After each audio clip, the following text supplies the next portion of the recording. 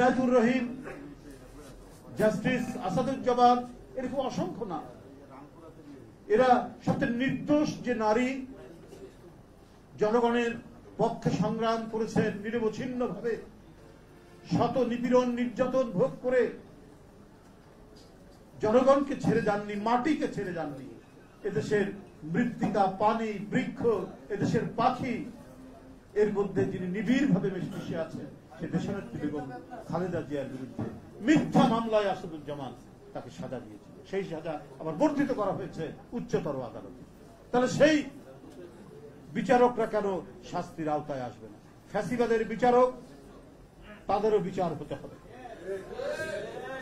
আমরা নুরেমবার্গ ট্রায়ালে দেখেছি হিটলারের যারা আদালতের যারা বিচারক ছিলেন, যারা কোন ধরনের যুক্তির কথা না শুনে হিটলারের কথায় লক্ষ লক্ষ কয়েদিকে পুড়িয়ে মারার যারা সিদ্ধান্ত দিয়েছেন, বিচার করেছেন, তাদের বিচার হয়নি। তাদের যদি বিচার হতে পারে তাহলে আজকে কেন হবে না? শেখ হাসিনার আমলে যারা ফ্যাসিবাদকে প্রলম্বিত করেছেন তাদের কেন বিচার হবে? তাদের বিচার নিশ্চিত করতে হবে।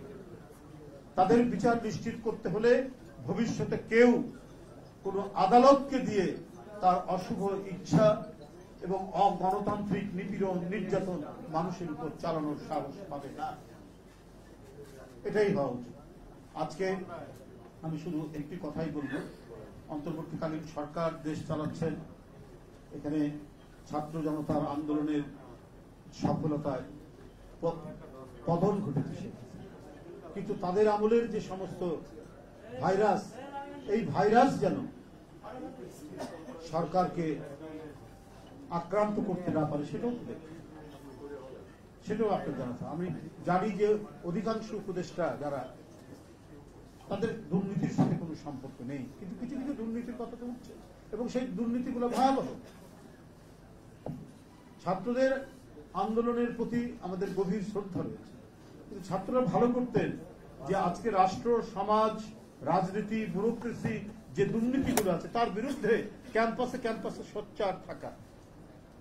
কারণ অনেক অনাচার ঘটে গেছে এই রাষ্ট্রের মধ্যে, সেটাকে ঠিক করার জন্য তাদের কণ্ঠের শক্তিটাকে আরো তীব্র করা দরকার। এবং তারা যখন ক্ষমতার অংশীভাগ করছেন, ক্ষমতার অংশ নিচ্ছে, তখন তাদের আরো সতর্ক থাকার কথা ছিল।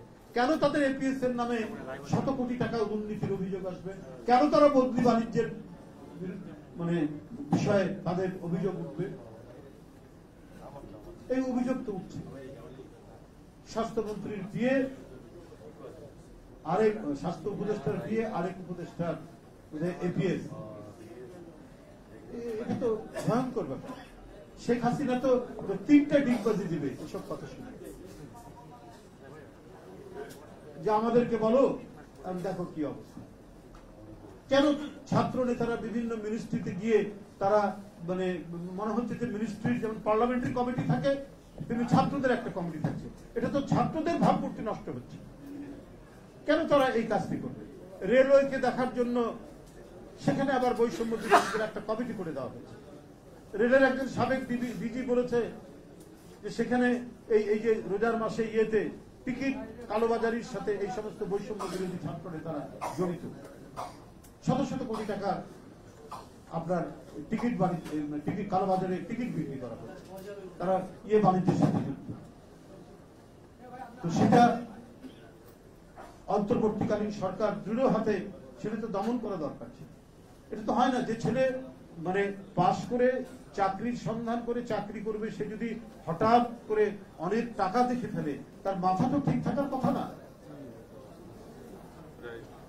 তার নৈতিক উৎকর্ষতা বৃদ্ধির জন্য যে সুযোগ, সে সুযোগ তো সে পাচ্ছে না। কারণ সমাজের মধ্যে এমনই দুষ্কৃতিকারী মানুষ আছে, এই ছেলেদেরকে নষ্ট করার জন্য তারা নানাভাবে গিয়ে তাদেরকে টাকার উৎকোচের লোভ দেখিয়ে তাদের যে স্পিরিট, তাদের যে আপনার স্বচ্ছতা চেতনা, এটা বিকৃত করতে পারে। তার কিছু কিছু আলামত তো ফুটে উঠছে। কেন রেলওয়ের মতো একটি ডিপার্টমেন্টে বৈষম্য বিরোধী ছাত্ররা তারা সেখানে ওয়াচডগের ভূমিকা পালন করে? তাদের হচ্ছে ক্যাম্পাস। তারা যখন মোটা দাগে কোথাও একটা বড় দুর্নীতির কথা শুনে, সেটা আমলাতন্ত্রে, রাজনীতিতে, যেখানেই হোক, সেখান থেকে তারা সোচ্চার হবে। তখন সরকার সতর্ক ব্যুরোক্রেসি সতর্ক হবে, সবাই সতর্ক হবে। কিন্তু তাদেরকে যদি মন্ত্রণালয়ে বসিয়ে দেন তাহলে তো ফাংশনাল একটা গভর্নমেন্ট হবে না। সুতরাং বিষয়গুলো অত্যন্ত জরুরি বিষয়। আর আমার বক্তব্য হচ্ছে ৬০ লক্ষ নেতাকর্মী যে মামলা, সেই মামলা ৮ মাস চলে যাওয়ার পর এটা আদালতের সেলফে থাকার কথা ছিল। অতি দ্রুত এই মামলাগুলোর নিষ্পত্তি করে ১৫-১৬ বছর ধরে যারা বাড়িতে যেতে পারেনি, এলাকায় যেতে পারেনি, নিজের মা বাবার সাথে ঈদ করতে পারেনি, স্ত্রীর সাথে সন্তানের সাথে যে দেখা করতে পারেনি, এরকম পরিস্থিতি গেছে, তাদের এখন হয়তো পরিস্থিতির উন্নতি এখন যেতে পারে, কিন্তু মানসিক স্বস্তিতে পাচ্ছে না। কারণ তার মাথার উপর ডেমোক্রেসির তরবারি ঝুলছে এই মামলা। আজকে যারা এই সেমিনারের আয়োজন করেছেন তাদের প্রত্যেককে আন্তরিক ধন্যবাদ জানিয়ে আমার বক্তব্য শেষ করছি।